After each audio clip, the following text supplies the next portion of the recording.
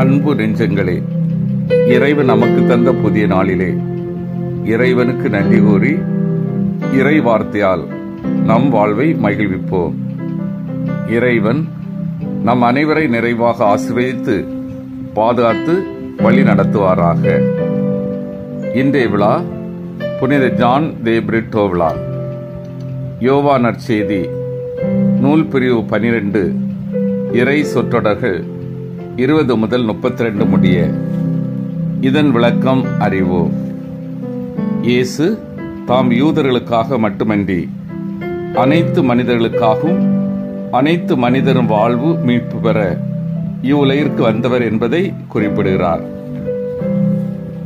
தன் வாழ்வை பொருட்டாக கருதாதவர் அதை முடிவில்லா வாழ்வுக்கு காப்பாற்றிக் கொள்கிறார்.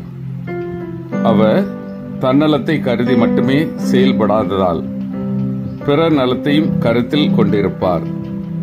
பிறருக்காகவும் பணிபுரிவார். ஏழைகளுக்கும் பிணியாளருக்கும் தொண்டு செய்வார். பிறருக்கு பணிபுரிவதன் வாயிலாக கிறிஸ்துவுக்கே பணிபுரிபவர் ஆகிறார். இயேசுவின் மாட்சி நிகழ்வுகளுக்கு முன்னுரையாக கிரேக்கர்கள் இயேசுவை காண வருதல் குறிப்பிடப்படுகிறது.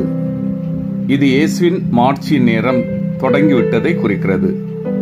இயேசுவே கூறியது போல் மானிட மகன் மாட்சி பெற வேண்டிய நேரம் வந்துவிட்டது. அன்பார்ந்தவர்களே, இன்று புனித அருளானந்த என்னும் வேத சாட்சியினுடைய திருவிழாவை கொண்டாடுகிறோம். அவருடைய இரத்தம்தான் இந்த மண்ணை புனிதப்படுத்தியது. அருளானந்த மார்ச் 1, 1647 அன்று போர்த்துகல் நாட்டில் செல்வ செழிப்பு மிக்க குடும்பத்திலே 4வது பிள்ளையாக பிறந்தார். அவர் தந்தையின் பெயர் தொன் சால்வதோர் தே பிரிட்டோ பெரேரா ஆவார். இவருடைய தாய் தோனா பிரித்திஸ் தனது குழந்தைகளை கிறிஸ்தவ நெறிமுறையிலேயே வளர்த்து வந்தார். இவரும் இவர்தம் 2 சகோதரர்களும் அரசவையில் உள்ள குழந்தைகளுடன் விளையாடும் அளவுக்கு அவர்களின் குலப்பெருமை விளங்கியது. சிறுவன் ஜான் தொடக்கத்திலிருந்தே உடல்நிலையில் ஏற்றத்தாழ்வு அடைந்து வந்தார். 11வது வயதில் உயிர் பிரிந்துவிடும் என அஞ்சு அளவிற்கு நோய் தாக்கியது. தாய் புனித பிரான்சிஸ் சவேரியாரை நோக்கி தன் பிள்ளைக்கு குணம் பெற்று தர வேண்டும் என்று மன்றாடினார். புதுமையாக ஜான் பிழைத்துக் கொண்டார். பின்னர் 1662 இவர் இயேசு சபையில் சேர்ந்தார். குருப்பட்டம் பெற்ற பின் இந்தியாவுக்கு கிறிஸ்தின் ஒளியை கொண்டு வந்தார்.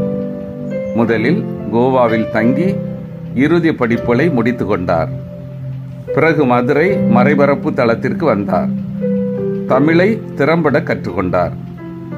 இன்று போற்றப்படுகின்ற தாயகமாக்குதல், பண்பாட்டு மயமாக்குதல் என்ற முறைகளை ஏறத்தாழ 3 நூற்றாண்டுகளுக்கு முன்பே எவரின் தூண்டுதல் இல்லாமலேயே செயல்படுத்தினார்.